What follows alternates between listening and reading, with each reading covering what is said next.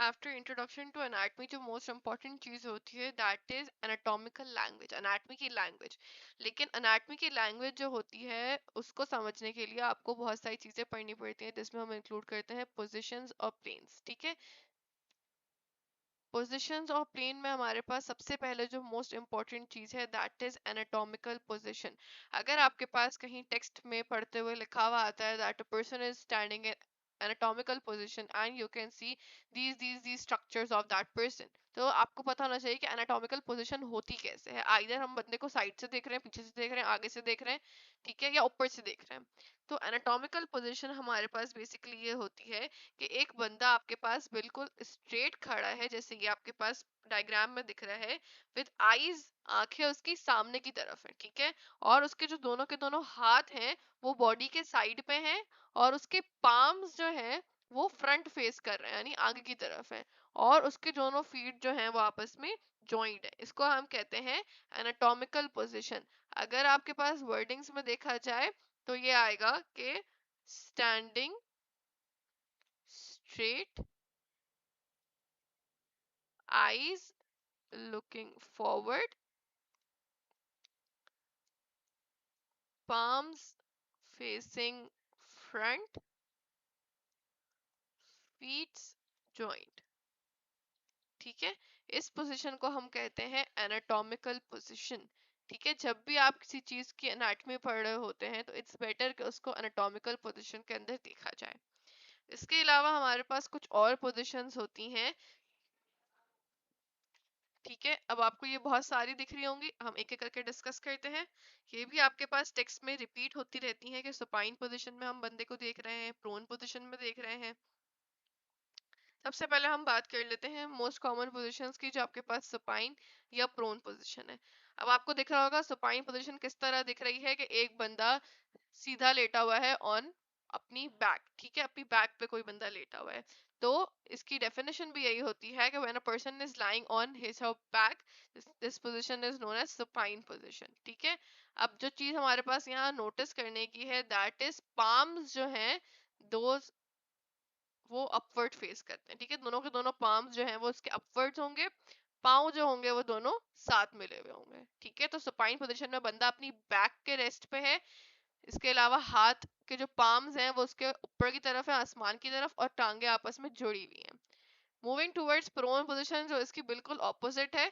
Person जो है वो अपने स्टमक के ऊपर, अपने चेस्ट के ऊपर या अपने फेस के ऊपर है, ठीक है, और उसके जो पाम्स हैं वो नीचे की तरफ यानी जमीन की तरफ फेस कर रहे हैं, ठीक है, और पैर उसके जुड़े हुए हैं। ये जो आपके पास मोस्ट कॉमन पोजीशंस है जो आपके पास बार बार रिपीट होंगी। फिर हमारे पास एक पोजीशन आती है लिथोटॉमी पोजीशन। लिथोटॉमी पोजीशन जो होती है वो मोस्टली लेबर के अंदर यूज हो रही होती है। ठीक है, इसमें क्या होता है that a person is lying on their back. ठीक है, फर्स्ट थिंग। सेकेंड थिंग, उनकी जो आपके पास लेग्स हैं वो रेज्ड है। ठीक है, लेग्स रेज्ड हैं और स्ट्रैप्स के अंदर बंधी हुई हैं, रेस्ट के ऊपर रखी हुई हैं इन दी स्पेस। ठीक है, ये पोजीशन जो है वो मोस्टली लेबर में आपकी यूज हो रही है। इसके अलावा कुछ पोजीशंस जो आपके पास इंपॉर्टेंट है दैट इज, एक पोजीशन हमारे पास होती है सेमी प्रोन पोजीशन यानी लेटरल पोजीशन। ठीक है, अगर कोई आपसे कहता है semi prone position that means lateral position, बंदा अपने जो है वो आर्म की तरफ या आर्म रेस्ट पे है, यानी ना पूरा सीधा है ना पूरा उल्टा है, करवट पे है। ठीक है, फिर हमारे पास एक पोजीशन होती है ट्रेंडलिनबर्ग पोजीशन। ट्रेंडलिनबर्ग पोजीशन जो होती है वो मोस्टली कुछ इमरजेंसी सिचुएशंस के अंदर या कुछ सर्जरीज में यूज करते हैं, ये आपके लिए अभी इंपॉर्टेंट नहीं है, बट अगेन पोजीशन इंपॉर्टेंट है। इस पोजीशन में क्या होता है कि आपका हेड जो होता है वो आपकी लेग्स के मुकाबले में नीचे होता है, या आप ऐसे कह सकते हैं आपकी लेग्स जो होती हैं वो हेड के मुकाबले में रेज्ड होती हैं। ठीक है, फीट अपवर्ड, हेड डाउनवर्ड्स, ये ट्रेंडलिनबर्ग पोजीशन होती है। देन हमारे पास जो मोस्ट कॉमनली पोजीशन देखी जाती है दैट इज फाउलर्स पोजीशन। जब एक बंदा बेड के ऊपर लेटा हुआ है, आपने कभी कभी देखा होगा कि हॉस्पिटल के अंदर जो है वो हम क्या कहते हैं, अगर बेड ऐसी होती है तो हम बेड का जो हेड रेस्ट होता है उसको थोड़ा सा ऐसे ऊपर कर देते हैं, ठीक है। तो बेसिकली जो हेड रेस्ट है that is around 45 to 60 degree पे, यानी ये 45 से 60 डिग्री का एंगल बना हुआ है, बंदा जो है वो अपनी नॉर्मल पोजिशन में है, नीज या तो स्ट्रेट होंगी या हल्की सी बेंड होंगी, इसको हम कहते हैं फाउलर्स पोजिशन, ठीक है। दो और पोजीशन हमारे पास बच गई, right lateral recumbent and left lateral recumbent. ये भी आपके पास यही है कि या तो बंदा सीधी करवट पे है या बंदा उल्टी करवट पे। इनकी इम्पोर्टेंस क्या है कि जब आपके पास कोई थोरैसिक सर्जरी होनी है, कोई बैक की सर्जरी होनी है, ठीक है, तो उसके अंदर आपके पास ये वाली पोजीशंस इंपॉर्टेंट होती हैं to access that part. For instance आपको थोरैक्स के अंदर या बैक के अंदर कोई पीछे वाली चीज ट्रीट करनी है जो बॉडी में पीछे की तरफ लोकेटेड है, तो उसमें आप क्या करते हैं, उसमें आप बंदे को टेढ़ा यानी करवट पर लटा देते हैं। तो दीज आर योर पोजीशंस। अब हम बात कर लेते हैं डिफरेंट प्लेन्स की। ये तो हमने पोजीशंस की बात कर ली। अब हमारे पास डिफरेंट प्लेन्स होते हैं जिनके बारे में भी आपको टेक्स्ट के अंदर बहुत ज़्यादा मिलेगा, उन प्लेन्स को हम डिस्कस कर लेते हैं।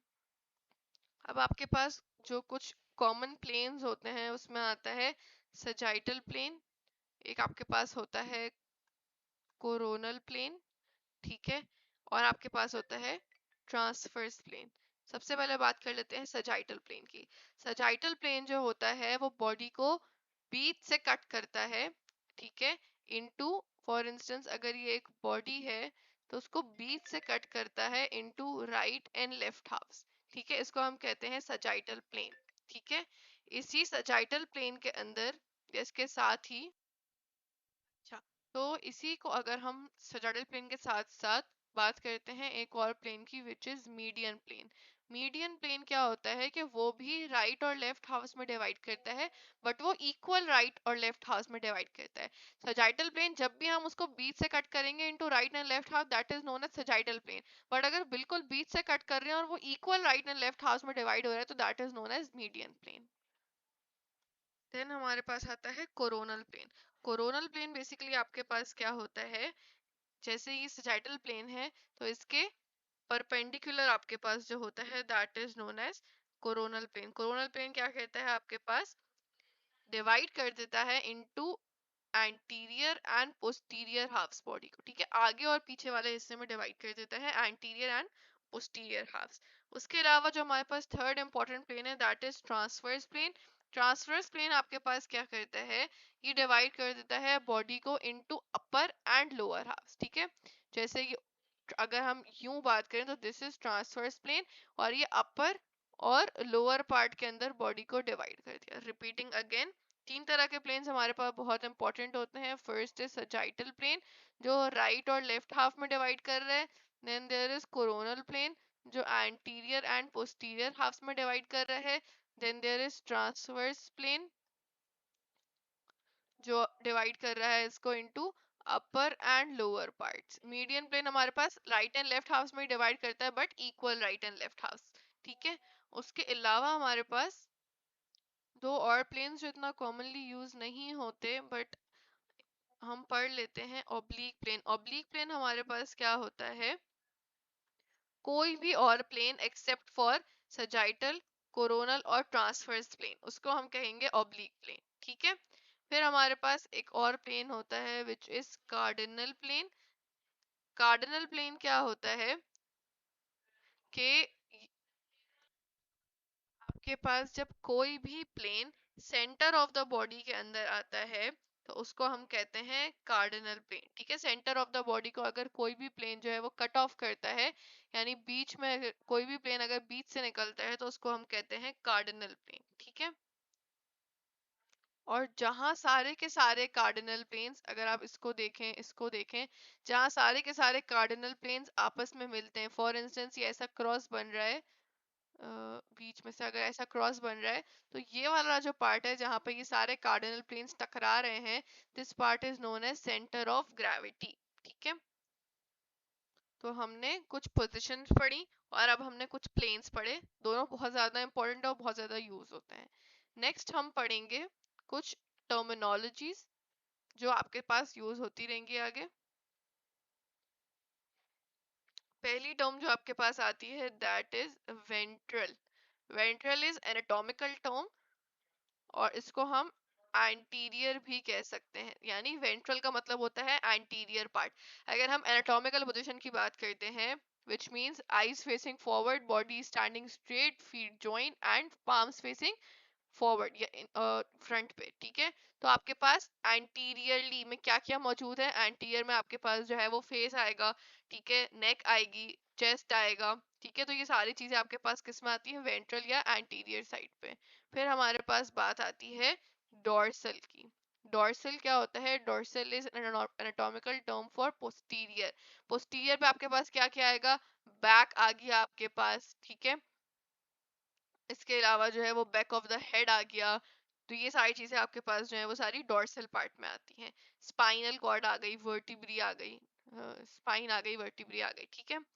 फिर हमारे पास आती है दो और टर्मिनोलॉजीज, एक होती है मीडियल, एक होती है लेटरल, ठीक है। मीडियल और लेटरल आपके पास क्या होता है, मीडियल का मतलब होता है क्लोज टू द मिडिल, ठीक है, या आप दूसरा कह सकते हो close to the median plane, ठीक है, close to the median plane. अगर आप एनाटॉमिकल टर्म की बात करोगे तो हम बोलेंगे close to the median plane, अगर याद रखने की बात करनी है तो close to the middle of the body, ठीक है। तो ये आपके पास बॉडी के बीच का हिस्सा है। जो भी चीज आपके पास close to the median plane या close to the middle part of the body है, दैट इज मीडियल। और जो अवे है यानी दूर है, दैट इज लेटरल। अगर मैं इस बंदे को इस तरह देख रही हूँ एनाटॉमिकल पोजिशन के अंदर, तो इसकी ये जो छोटी उंगली है ये क्या है, ये मीडियली है, यानी towards the mid line of the body है। और जो इसका थंब है वो away from the mid line of the body है, यानी लेटरली है, ठीक है। तो medial is close to the mid line और lateral is away from the mid line या मीडियन प्लेन, ठीक है। फिर हम बात करते हैं दो और टर्मिनोलॉजीज की, प्रॉक्सिमल एंड डिस्टल। ये भी आपके पास, अच्छा इनके साथ हम दो तीन और वर्ड्स भी लिख लेते हैं। प्रॉक्सिमल के साथ हम यूज करते हैं क्रेनियल या सुपीरियर, और डिस्टल के साथ हम यूज करते हैं कॉर्डल या इंफीरियर। तो ये तीनों टर्म्स जहां भी यूज होंगे इनका मतलब सेम है। क्रेनियल का क्या मतलब है, टूवर्ड्स द हेड। सुपीरियर का क्या मतलब है, ऊपर वाला हिस्सा, और एनाटॉमिकल पोजीशन में ऊपर वाला हिस्सा क्या है, ऑब्वियसली हेड। तो प्रॉक्सिमल, क्रेनियल और सुपीरियर तीनों का मतलब है टूवर्ड्स द हेड। इसी तरह डिस्टल, कॉर्डल और इंफीरियर। कॉर्डल का मतलब होता है टेल, टेल का मतलब है कि आपके पास टूवर्ड्स द लेग्स, ठीक है। इसके अलावा इंफीरियर, एनाटॉमिकल पोजीशन में नीचे वाला पार्ट कौन सा है, कि टुवर्ड्स द लेग्स, ठीक है। और डिस्टल भी कॉर्डल और इंफीरियर जैसा ही टुवर्ड्स द लेग्स। तो इन तीनों टर्मिनोलॉजीज का मतलब भी सेम है। मोर टर्मिनोलॉजीज हम पढ़ लेते हैं, ठीक है। अब हमारे पास आती है सुपरफिशियल एंड डीप। जब सुपरफिशियल होती है इसका क्या मतलब है, स्किन के करीब, यानी क्लोज टू स्किन, ऊपर ऊपर, ठीक है। स्किन ऊपर ऊपर होती है तो स्किन के करीब करीब है सुपरफिशियल। और डीप क्या होता है, कि अवे फ्रॉम द स्किन, यानी अंदर की तरफ। फिर हम चलते हैं दो और टर्मिनोलॉजीज में, जिसमें हमारे पास पहली आती है इप्सीलेटरल, दूसरी आती है कॉन्ट्रालेटरल। इप्सीलेटरल का क्या मतलब होता है, इप्सी मतलब सेम, कॉन्ट्रा मतलब ऑपोजिट, इप्सीलेटरल मतलब same side of the body. जैसे right arm and right leg are ipsilateral, जबकि right arm and left leg are contralateral, ठीक है। तो इप्सीलेटरल का मतलब जब भी आपके पास आएगा इप्सीलेटरल आर्म या इप्सीलेटरल पार्ट में पैरालिसिस है, यानी उस साइड का, यानी राइट साइड का आर्म और लेग दोनों में पैरालिसिस। जब आएगा कॉन्ट्रालेटरल साइड काम नहीं कर रही, इसका मतलब या तो राइट आर्म और लेफ्ट लेग या लेफ्ट आर्म और राइट लेग दोनों काम नहीं कर पा रहा, ठीक है, दैट इज कॉन्ट्रालेटरल। फिर हमारे पास कुछ और टर्मिनोलॉजीज एंडिंग की तरफ, एक आती है इनवेजिनेशन, एक आती है इवैजिनेशन। इनवैजिनेशन का क्या मतलब होता है कि कोई चीज अंदर की तरफ मुड़ गई है। फॉर इंस्टेंस ये स्किन है, इसमें जो है वो चोट लग गई और ऐसे करके डीप पिट बन गई, तो उसको हम कहते हैं इनवैजिनेशन, बिकॉज ये अंदर बॉडी के अंदर की तरफ जा रहा है। इवैजिनेशन क्या होती है कि फॉर इंस्टेंस आपको जो है वो कोई चोट लगी और आपको ऐसे करके जो है वो स्वेलिंग हो गई, तो ये हमारे पास कहलाएगी इवैजिनेशन, जो बॉडी के आउटसाइड की तरफ जो है वो बाहर निकल रही है, फूल रही है। ठीक है, तो ये हमारे पास कुछ टर्मिनोलॉजीज हो गई। ये हमारे पास कुछ टर्मिनोलॉजीज हो गई जनरल। अब हम बात करते हैं अपर और लोअर लिम्ब को अगर ध्यान में रख के, तो हमारे पास दो टर्मिनोलॉजीज होती हैं। एक होती है फ्लेक्सर और दूसरी होती है एक्सटेंसर। ठीक है, एक्सटेंसर का मतलब कोई चीज एक्सटेंड करना, लंबी करना, और फ्लेक्सर का मतलब कोई चीज फ्लेक्स करना और अपनी तरफ खींचना। ठीक है, ये आपने पहले भी पढ़ी होंगी टर्मिनोलॉजीज, फ्लेक्शन और एक्सटेंशन वाली, तो उसी से रिलेटेड है। लेकिन जब हम बात करते हैं अपर लिम्ब यानी अपने हाथों की, ठीक है, तो उसके अंदर जब हम बात करते हैं फ्लेक्सर की, तो फ्लेक्सर का मतलब होता है फ्रंट ऑफ अपर लिम्ब यानी सामने वाला हिस्सा अपर लिम्ब का, और एक्सटेंसर का मतलब होता है बैक ऑफ अपर लिम्ब यानी पिछला हिस्सा आर्म्स का। तो जो आपका आगे वाला हिस्सा है आर्म्स का, उसको हम फ्लेक्सर सरफेस बोलेंगे, और जो आपका पीछे वाला हिस्सा है उसको हम एक्सटेंसर सरफेस बोलेंगे। जबकि जब हम बात करते हैं लेग्स की यानी लोअर लिम्ब की, तो उसके अंदर आपके पास फ्लेक्सर का मतलब होता है बैक ऑफ लोअर लिम्ब यानी पिछला हिस्सा लोअर लिम्ब का। अगर आप देखें तो आप लोअर लिम्ब को आगे से फ्लेक्स कर ही नहीं सकते, खाली पीछे से फ्लेक्स कर सकते हो, तो वो फ्लेक्सर सरफेस है। और एक्सटेंसर सरफेस कौन सी है? फ्रंट वाली सरफेस, जहां से आप लेग को एक्सटेंड कर सकते हैं। सेम विद अपर लिम्ब, आप आगे की तरफ से उसको फ्लेक्स कर सकते हैं, तो वो वाली सरफेस फ्लेक्सर है, और पीछे की तरफ से आप एक्सटेंड कर सकते हैं, तो वो वाली सरफेस आपकी एक्सटेंसर है। यहाँ पे हमारे पास जो है वो प्लेन्स, पोजीशंस एंड टर्मिनोलॉजीज हम रैप करते हैं। फिर हम जो है वो नेक्स्ट लेक्चर में मूवमेंट्स पढ़ेंगे।